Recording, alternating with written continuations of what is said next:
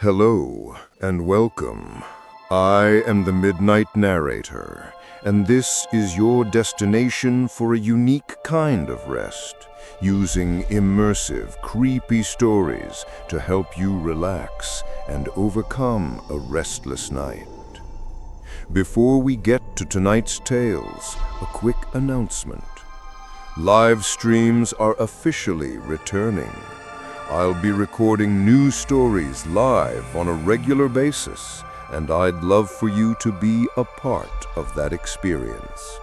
To get the alert for those live events, the best way is to subscribe and turn on all notifications. If you enjoy the content, please also leave a like and a comment below to support the channel. It makes a huge difference.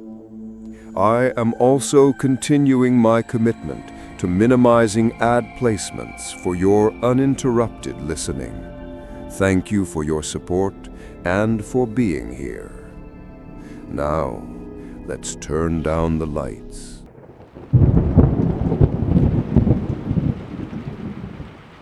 I've been a janitor for 30 years.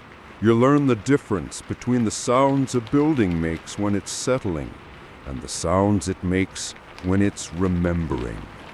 The old Mercy General Hospital, it remembers everything, and on my shift, it likes to talk. My name's Arthur, and for the last 3 decades, my best friend has been the low hum of a floor buffer at 2 in the morning.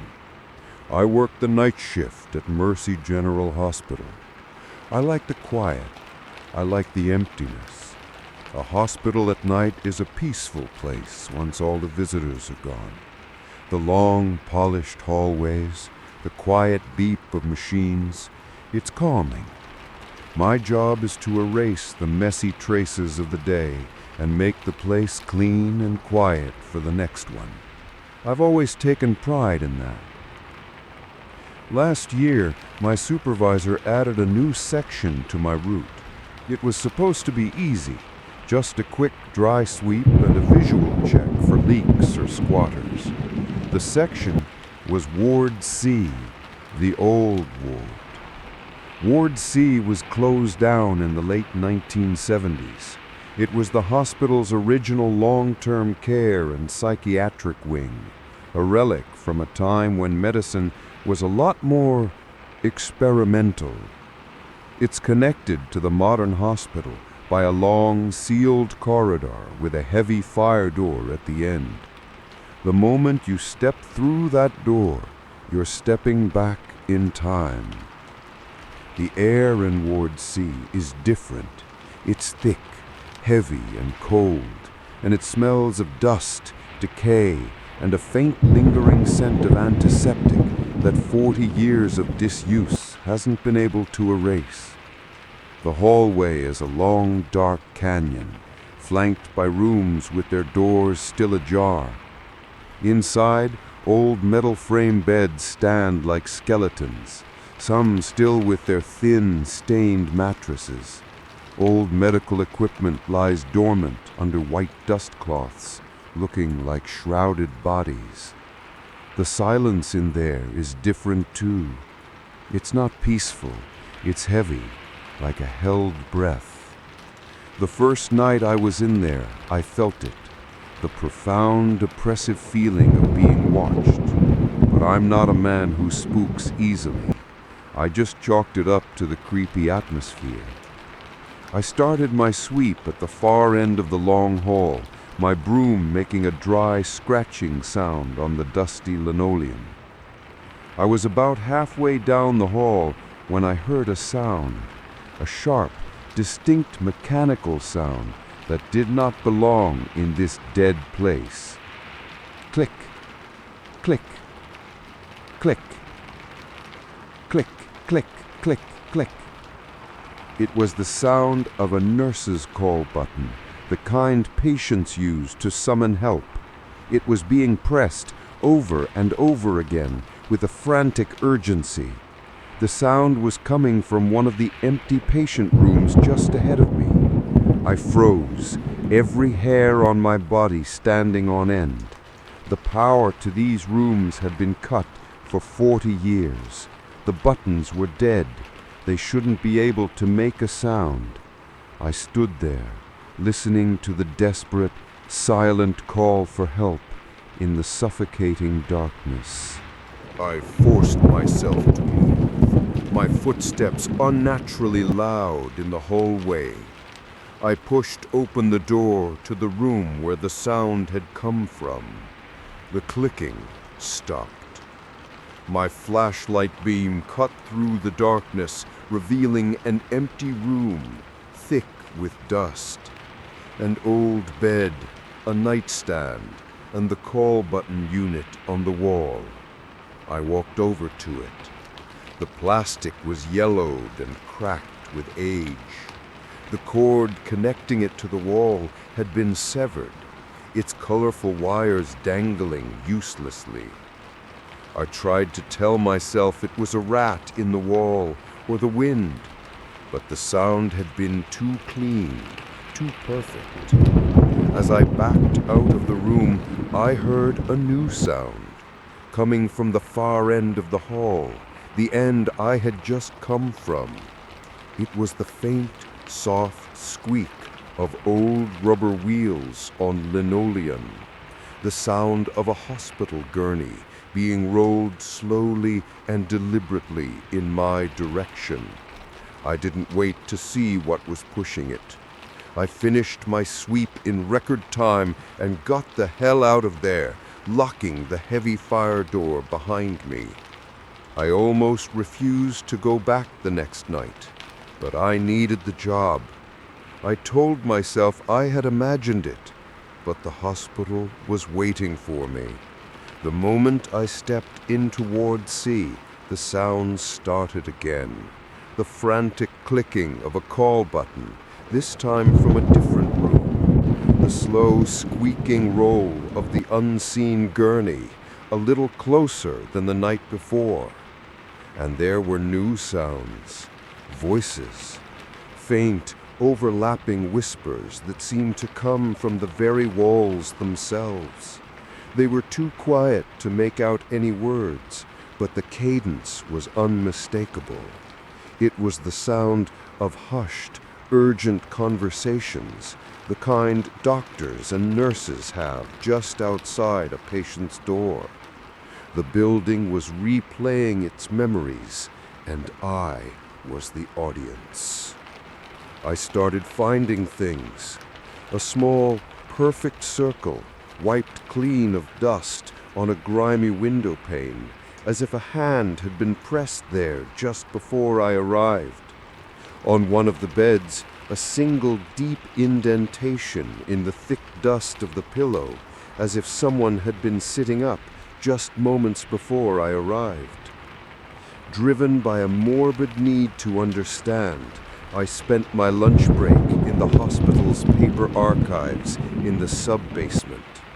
I found the old records for Ward Z, page after page of neglect and misery, overcrowding, underfunding, vague descriptions of hydrotherapy and other experimental treatments, and a very, very high mortality rate. I found a specific incident report from 1975, a small fire in room 308. The patient, who the nurses noted was prone to nuisance calling, had died of smoke inhalation. His call button, the report said, had malfunctioned. That night, a strange, grim curiosity pulled me towards room 308. The door was slightly ajar. From inside, I could hear it. Click, click, click, click, click. I pushed the door open. The room was empty, and it still carried the faint, acrid smell of old smoke. The clicking stopped. As I stood in the doorway, a new sound made me freeze. It was a soft, wet, desperate-sounding cough, and it came from right beside me, from an old gurney that was parked under a dust sheet. in the hallway. I was no longer just an observer. The memories were interacting with me. I reported the sounds to my supervisor, a bureaucratic man named Henderson. He just sighed. "Arthur, it's an old building. It makes noises. If you can't handle it, I can move you to inventory, but the pay is less." It was a threat. I was on my own. The activity in the ward began to feel less like a random collection of echoes and more like an orchestrated event. It felt like the place was waking up. I started hearing a new voice amidst the whispers, a woman's voice, crisp and authoritarian, her words sharp and clear. "Get the restraints. Administering 10 cc's of Thorazane. Patient is non-compliant." I started to see her. Just glimpses in the corner of my eye. A tall, slender woman in a starched, old-fashioned white nurse's uniform and cap, standing at the far end of the long hallway. Her form would be there for a second, a solid-looking shadow, and when I'd turn my head to look directly, she'd be gone. Back to the archives, I found what I was looking for. A staff photograph from Ward C, dated 1972. In the center of the group of tired-looking doctors and nurses was a woman who made my blood run cold. She was severe, with a face like carved stone and cold, dark eyes that seemed to judge the world and find it wanting. The caption identified her as head nurse Evelyn Reed. I asked one of the older janitors about her. He shuddered. "Evelyn? Yeah, I remember her. She ran that ward like a prison camp. They said she enjoyed the suffering. They fired her just before the ward was closed. The rumor was she came back one night, couldn't stand being away from her work, hanged herself in the main office." That night, the moment I stepped into Ward C, the entire place erupted. Call buttons were clicking from a dozen rooms at once. The sound of a dozen gurneys rolling filled the hall. The whispers were a frantic, panicked cacophony. I stood there, paralyzed by the sensory overload, and then I saw her. At the far end of the hall, under a flickering emergency light, stood the apparition of head nurse Evelyn Reed. She was clear as day. She wasn't looking at me. She was surveying the chaos, a look of pure, furious anger on her face. Then she raised her head, and her cold, spectral eyes locked directly onto mine.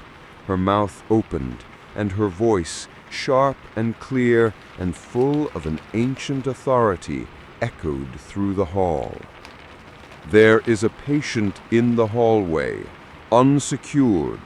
Get him back in his room, now." The horror of my situation finally crystallized. The ghosts of Ward C, the echoes of this place of suffering, they didn't see a janitor. They saw a patient, an escaped patient, out of his room after lights out. And she, the ghostly matron of this asylum, was here to restore her brutal, obsessive order. The ambient sounds of the ward turned on me. The sound of a single rolling gurney detached from the cacophony and was now coming right for me, its squeaking wheels getting faster and faster.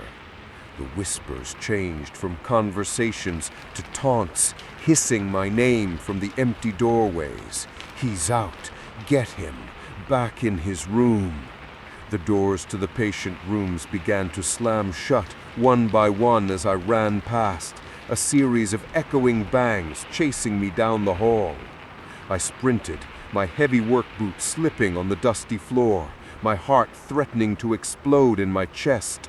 I ran towards the only way out, the heavy fire door that led back to the modern, living part of the hospital. It felt a mile away. I could feel a cold presence right behind me, the phantom swish of a starched uniform, the smell of antiseptic, and something else, something like decay. I finally reached the door, my hands fumbling for the key card in my pocket. I swiped it at the reader. Nothing. The small green light didn't flash. The lock didn't click. The reader was a modern installation connected to the main hospital's power. The ward had somehow cut it off. It had severed my connection to the present, trapping me in its memory. I was cornered. I turned, pressing my back against the cold steel door. The ghost of Nurse Evelyn was just feet from me, gliding over the floor. Her face was a mask of pale, cracked porcelain, her eyes burning with a cold, hateful fire. "Back to your room," she hissed, her voice rattling in the air, her spectral hand reaching for me. I closed my eyes, waiting for the end. And then, a new sound. A sound so loud, so real, so modern, it shattered the ghostly illusion. "Err! Err! Err!" The alarm, fire alarm, not from the ward but from the main hospital. Someone, somewhere in the real world had pulled an alarm. The deafening electronic shriek of the present tore through the ghostly past. The presence in front of me vanished. The whispers stopped. The rolling ceased. And the key card reader next to my head beeped and flashed a brilliant, beautiful green. I threw the door open and scrambled out, back into the brightly lit, noisy, blessedly alive hallway of the main hospital. I quit the next day. I never told anyone the full story. I just said the night shift was bad for my health. Years later, I was visiting a friend in a hospital in a different state, 300 miles away, and as I was walking down a quiet hallway, I saw an old framed photograph on the wall. A historical photo of that hospital's original staff, and in the back row, a face made me stop cold. It was her, a younger but unmistakable Nurse Evelyn Reed. I asked a passing nurse about the photo. "Oh, that's the staff of our old psychiatric wing," she said with a smile. "That's Evelyn Reed, a real angel of mercy, the stories say. Tragic what happened to her. She died in the 50s, caught a nasty flu from a patient, passed away right here in the hospital, in room 308.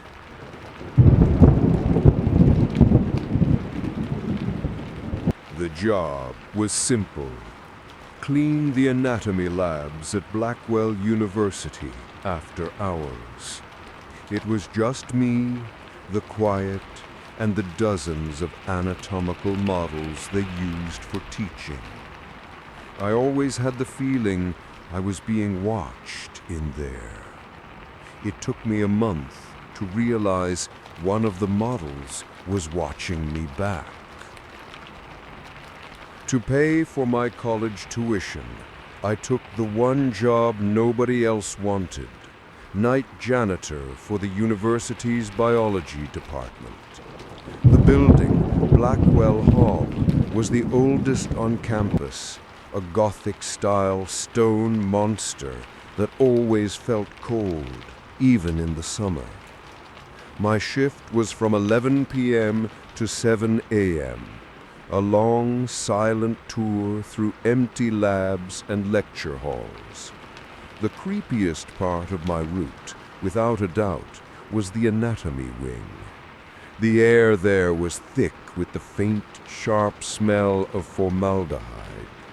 There were labs filled with glass jars containing preserved specimens, pale, floating things that I tried my best not to look at too closely. But the heart of the wing was the anatomy theater. It was a grand circular room with steep, tiered wooden benches that looked down on a single massive marble dissection slab in the center. And everywhere there were the models. Life-sized, unnervingly realistic anatomical models. Skeletons grinning from their stands. full-body figures with removable plastic organs.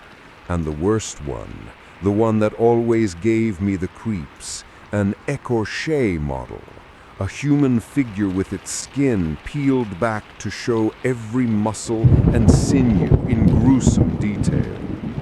They were just tools for learning, I told myself. Just plaster and wax. I was a creature of habit. I cleaned each room in the exact same order, starting at the door and working my way clockwise. It was on my third week that I first noticed it. I was cleaning the main lab where the écorché model stood in the far corner. I had started my shift, as always, with that room. An hour later, I came back to grab some supplies, and I got the distinct, chilling feeling that the model had moved. Its head, which I was sure had been facing forward, was now tilted a fraction of an inch to the left, its blank, painted eyes seeming to follow me as I walked across the room. I dismissed it instantly. I was tired. My mind was playing tricks on me. But a few nights later, it happened again. This time, I was positive. I had specifically noted that its waxy, muscular hands were clenched into fists. Now, as I swept the floor near it, I glanced over. The index finger on its right hand was extended, pointing directly at me. I started to believe one of the pre-med students, known for their sick sense of humor, was staying late to mess with me. I had to prove it, if only for my own sanity. So I started a new ritual. At the beginning of every shift, I would take a picture of the écorché model with my phone, a time-stamped photo showing its exact position. For a solid week, nothing happened. The model remained perfectly, unnervingly still, exactly as it was in my photos. I started to feel foolish, a paranoid kid seeing monsters in the shadows. I was about to give up on my little experiment. Then came the night that the real terror began. I took my usual photo at the start of my shift. The model was facing the wall, its back to the room. I went about my duties, cleaning the other labs. 2 hours later, I came back. The moment I stepped into the room, I felt a cold dread wash over me. The model was now facing the door. It was facing me. Its head was tilted up, and its painted-on facial muscles were pulled back in what looked like a silent, screaming grimace. I fumbled for my phone, my hands shaking. I pulled up the photo I had taken 2 hours before. There was no doubt it had moved. Someone or something had turned a 100-pound solid model to face the door without making a single sound. The pranks became a nightly occurrence. I'd leave the room to empty my trash can, and when I returned 30 seconds later, the model would be in a completely different corner. I reported it to my supervisor, a weary man named George. He just sighed. "It's probably Professor Albright. He's always in there at odd hours, setting up for his lectures. Don't worry about it." But I knew. I had seen the sign-in sheet. No professors had been in the building after 6 p.m.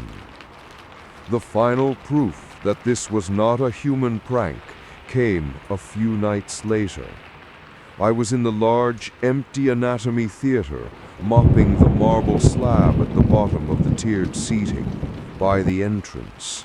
I was the only person in the building. After I finished cleaning the slab, I turned to go back up the stairs. The bucket was gone. I scanned the empty rows of seats. Then I looked down. The bucket was sitting neatly on the floor, at the bottom of the theater, right next to me. It had traveled 100 steps in complete silence and placed itself at my feet. The écorché model wasn't just being moved, it was moving. From that night on, I was actively terrified of the model. I'd clean the lab it was in as fast as I could, my back pressed against the far wall, never taking my eyes off of it. Its painted, skinless face haunted my dreams. One night, I pushed my cart up to the main lab, took a deep, steadying breath, and opened the door. And my heart stopped. Not because the model had moved, but because it was gone. The metal stand and pole in the corner where it always stood were empty. A new, more potent kind of fear flooded my system. Before, it was a stationary object that was inexplicably changing position. Now, it was a mobile entity, and it was loose somewhere in the dark, silent halls of the building with me. My job had gone from cleaning up messes to being trapped in a cage with a predator. I started a frantic, terrified search, which was the stupidest thing I could have done. I pushed my cart down the hallways, its rattling wheels echoing like a dinner bell. I checked every lab, every classroom on my floor, my flashlight beam cutting shaky, desperate arcs through the darkness. The silence of the building was now a thick, menacing blanket. Every shadow looked like a tall, skinless man. I heard a noise, a soft, wet, scraping sound coming from inside the anatomy theater. I crept to the heavy wooden double doors and peered through the small circular window in one of them. My flashlight beam pierced the darkness inside, and I saw it. It was at the bottom of the theater, standing over the marble dissection slab. It was the écorché figure, but it was no longer on its pole. It was standing on its own 2 feet. And my brain, which had been clinging to the idea of it being plaster and wax, finally accepted the impossible truth. It was real. The exposed muscles seemed to glisten under my light, twitching with a faint internal movement. It wasn't a model of a human body. It was a human body. A flayed, skinless corpse, somehow preserved and animated, trapped in a nightmare of its own existence. It was hunched over a metal dissecting tray, and it was using one of the scalpels from a nearby kit to meticulously, obsessively, scrape at its own preserved tissue, as if trying to remove a layer of varnish. As I watched, paralyzed with a horror so profound it felt holy, the figure stopped. It slowly, deliberately lifted its head, and its skinless face, its empty eye sockets and glistening exposed teeth, turned and fixed on me in the doorway.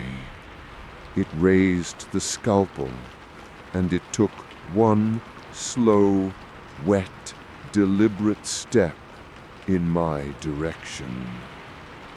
I didn't think. I just ran. I slammed the heavy theater doors shut behind me, not that it would do any good, and I sprinted down the hallway, my terrified screams echoing through the empty building. I didn't go to my supervisor's office. I didn't clock out.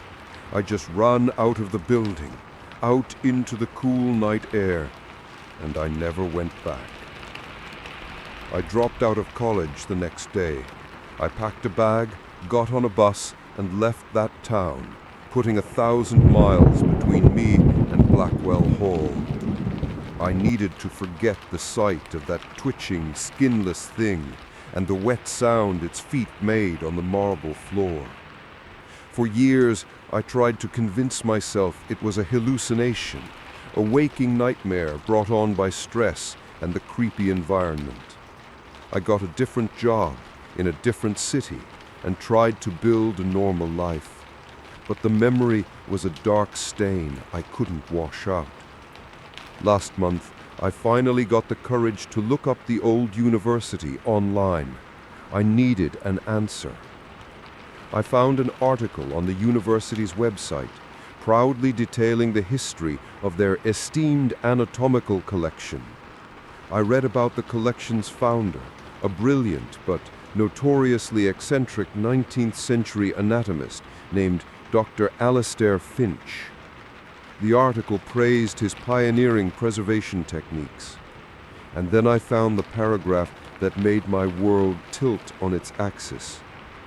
It described Dr. Finch's most prized and most controversial piece, his living specimen. The article said he had used an experimental chemical process on an anonymous, recently deceased subject, which perfectly preserved the body's musculature and tissues, keeping them pliable and startlingly lifelike for study. It went on to say that after Dr. Finch's death, the specimen was deemed too grotesque for public display and was put into storage. The article ended with a quaint, dismissive sentence.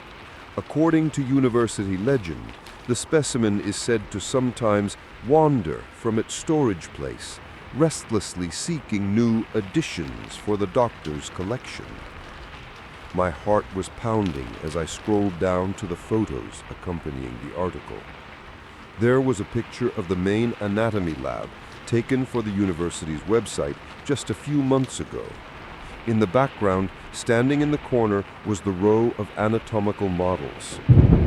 I saw the familiar skeleton. I saw the model with the removable organs, and I saw the écorché figure standing on its metal pole, looking like nothing more than a plaster model. But next to it, on a stand that I remembered being empty, was a new, startlingly lifelike model of a young man in a janitor's uniform, his mouth open in a silent scream of terror, his hand clutching a mop, a perfect anatomical model of the night janitor who had quit without explanation 10 years before I ever worked there.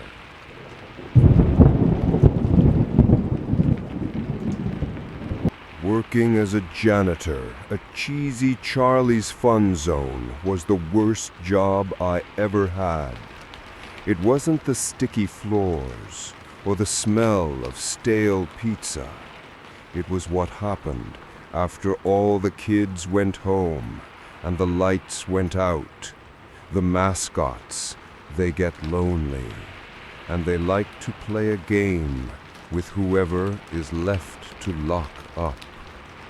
I took the night janitor job at Cheesy Charlie's because I was a single mom, and the hours were the only ones that worked around my daughter's school schedule. The place was a massive, sprawling cathedral of childhood chaos.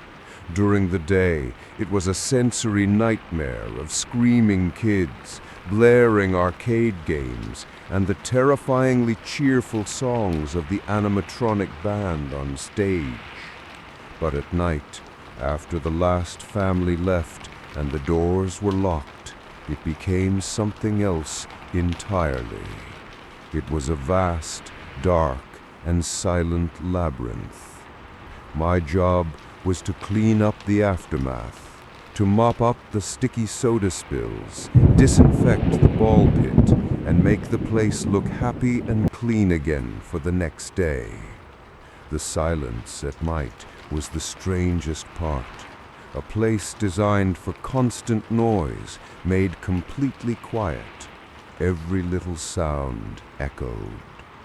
The creepiest part of the job, from day one, was the mascot room.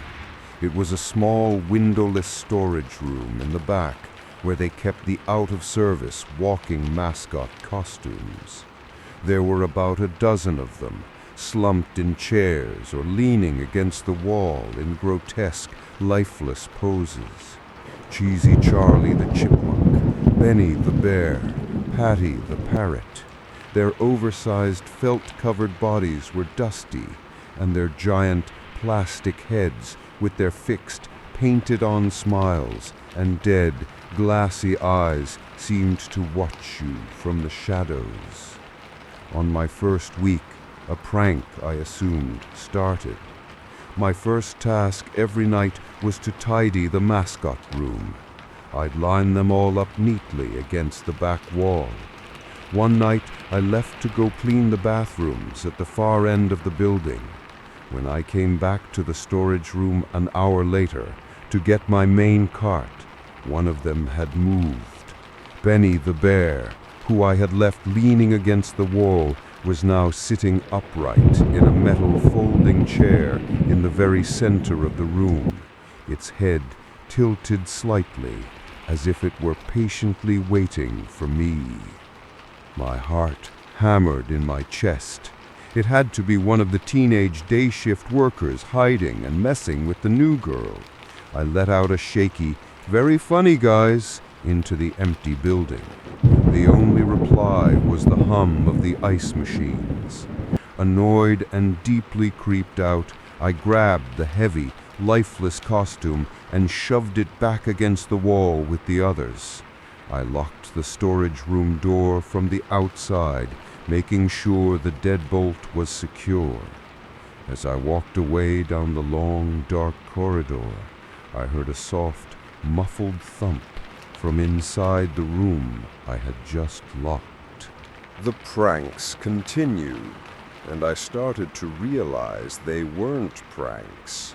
The next night, when I unlocked the mascot room, two of them had moved. Cheesy Charlie and Patty the parrot were now sitting in the chairs, posed to look like they were in the middle of a silent, dead-eyed conversation. There was no way anyone could have gotten into the locked room. The strangeness began to seep out into the rest of the fun zone. The animatronics on the main stage, which were powered down and frozen in their goodbye pose every night, would be in different positions in the morning. Cheesy Charlie's head would be turned just slightly, its plastic eyes now seeming to follow me as I mopped the floor in front of the stage. The real game began on a Friday night. I was starting my shift in the main food court, wiping down the sticky tables. I turned my back for maybe 30 seconds to empty a heavy trash can into the main bin. When I turned back around, my blood ran cold.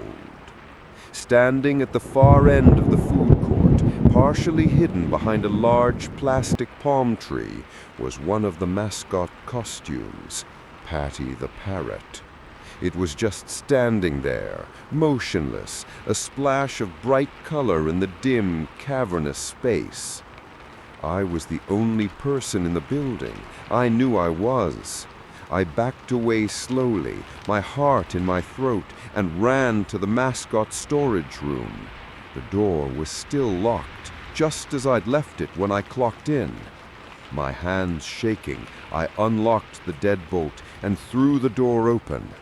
The other 11 costumes were there, slumped and lifeless, but there was an empty space on the wall where Patty the parrot was supposed to be. And the other costumes? They were all in different positions now, their heavy heads all turned towards the door, as if they had been watching me leave. The game became a nightly ritual of terror. It was hide and seek, and I was the only one who didn't want to play.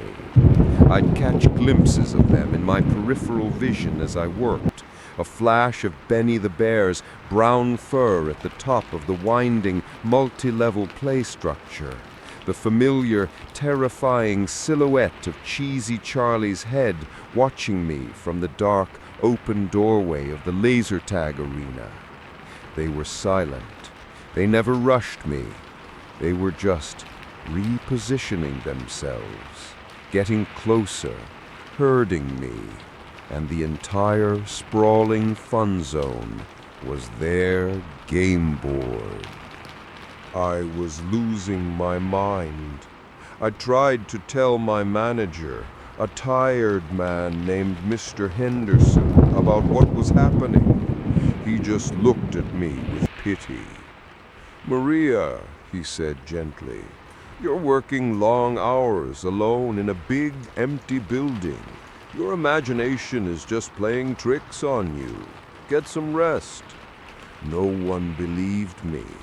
I was the crazy janitor. My shifts became a blur of fear. I tried to do my work, my head on a constant swivel, my ears straining for the soft, shuffling sound of felt feet on linoleum. Some nights nothing would happen. The silence was almost worse, a tense, waiting game. Then, on other nights, they'd be active, a silent, menacing army of grinning clowns. One night, the game escalated. I was cleaning the arcade section. All the machines were off, their screens black and lifeless. Suddenly, a single machine in the back corner lit up. It was a whack-a-mole style game, but with cheesy Charlie's face popping up. The machine's cheerful, looping, 8-bit music started to play, a tinny, insane melody in the dead silence of the arcade. It was a lure. It was a trap. I stood there, mesmerized by the flashing lights, my cleaning cart forgotten. The music was hypnotic. I felt a cold draft on the back of my neck, the feeling of a presence behind me. I spun around. Standing at the entrance to the aisle of arcade machines, blocking my only exit, were 3 of them: Benny the Bear, Patty the Parrot, and in the center, the main one, Cheesy Charlie. They didn't run. They didn't lunge. They just took one slow, deliberate, perfectly synchronized step forward, then another. They were herding me, trapping me in the back corner of the arcade. I let out a choked sob and ran, dodging between the silent, dark shapes of the racing games and claw machines. I scrambled into the only refuge I could find, the small, cramped prize redemption closet filled with boxes of cheap plastic toys. I slammed the flimsy door shut and fumbled with the lock, my fingers numb with terror. I huddled in the dark, my back against the door, listening. I could hear them outside, the soft, shuffling sound of their felt feet on the carpet. Shuffle, shuffle. They weren't trying to break the door down. They were just waiting. Then I heard a new sound, a soft, dry scratch, scratch, scratch on the other side of the door. A small, white piece of paper was being slowly, deliberately pushed under the door into my hiding place. Trembling, I picked it up. It was a child's drawing done in wax crayon. It depicted Cheesy Charlie holding hands with a woman in a blue janitor's uniform. But the woman in the drawing didn't have a human head. She had the giant, smiling felt head of a chipmunk mascot. I finally understood. I stared at the crude, childish drawing, and the true, insane goal of this nightly ritual became horrifyingly clear. They didn't want to hurt me. They didn't want to kill me. They wanted me to join them. They wanted me to put on a costume. They wanted a new player for their silent, eternal game. I heard the shuffling outside the door fade away. After a long, terrifying silence, I risked peeking out. The arcade was empty. They were gone. But they had left something for me. In the center of the floor, placed directly in my path to the exit, was one of the spare mascot heads. It was a generic, smiling, fun zone friend, a character that was never used. Its empty black mesh eyes were staring right at me. An invitation, an offering. That was it. I was done playing. I made a break for it, sprinting through the dark, silent food court. As I ran, I saw them, emerging from the dark doorways of the party rooms, from behind the netting of the ball pit, from the shadowy corners of the prize counter. A dozen of them, all moving to cut me off from the main entrance. A slow, silent army of grinning felons. I reached the main glass doors at the front of the building. They were locked with a numbered keypad. I fumbled with the code, my fingers shaking, my mind blank with panic. I could see them getting closer in the reflection in the glass, a shambling horde of cheerful cartoon animals, their smiles wide and welcoming.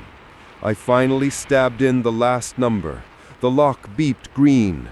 I threw the door open and burst out into the cool, clean night air, running across the empty parking lot without looking back.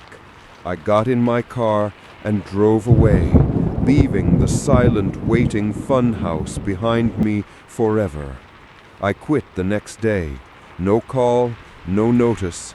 I just never went back. Years passed. I tried to forget. I got a better job. I watched my daughter grow up. One day, for her 8th birthday, I took her and her friends to a cheesy Charlie's. It was in a different city, a different state, but the moment I walked in, the smell of stale pizza and disinfectant sent a jolt of ice through my veins. It was exactly the same. Same games, same songs, same animatronics. A new mascot I didn't recognize was walking around, giving high fives to the kids. It was a female chipmunk character wearing a pink bow. My daughter ran up to hug it. The mascot turned, and its large plastic eyes seemed to look directly at me through the crowd. The employee inside the costume was a young woman. You could see her through the mouth hole. And on the small plastic name tag pinned to her fuzzy chest was a name I had never been able to forget.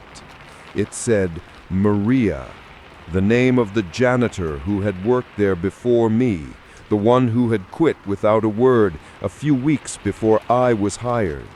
And in that moment, I realized the game never ends. They don't just want you to play for a night. They're just looking for a permanent replacement. And Maria never got the door open in time.